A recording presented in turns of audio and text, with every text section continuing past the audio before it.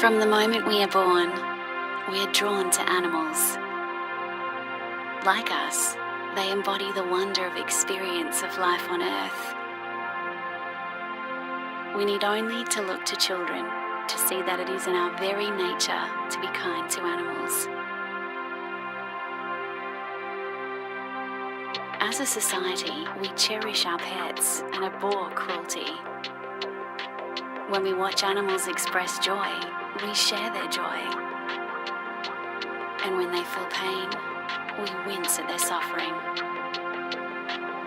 By and large, we are compassionate people.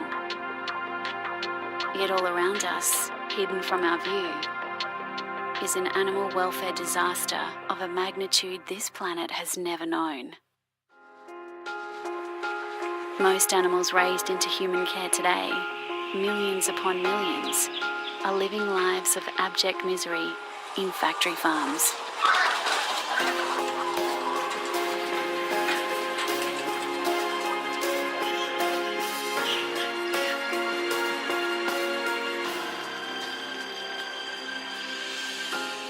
How could a compassionate society ever have agreed to this? The truth is, we didn't. I had no idea that millions of animals are being kept like this. Seriously, I had no idea. This is a bombshell. I had thought that the law protected all animals from cruelty. I'd thought so too. But then I learned I was wrong. Many people assume that it was learning about Australia's live export trade that changed my career path from being a police officer to an animal advocate. But it was actually in discovering that the simple joys in life that we take for granted, freedom, sunshine, fresh air, and exercise, had been denied to millions of living beings in human care, and that we had failed in our most basic ethical duty towards them, to provide them with a life worth living. I couldn't believe that I had lived 40 years of my life without knowing what was happening to these animals. And then I realised we're not supposed to know, because these industries can only exist if they're hidden from public view.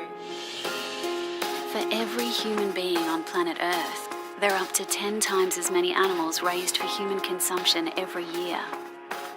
Most people only ever encounter them in the form of neatly packaged products on supermarket shelves. But these animals live somewhere. Where have they been hidden? The answer, of course, is factory farms. Thousands of them.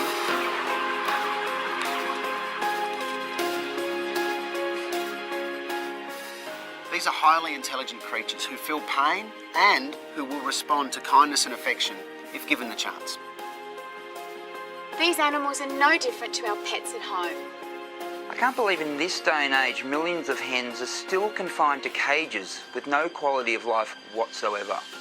I was shocked to learn that it's legal to keep mother pigs practically immobilised in factory farms.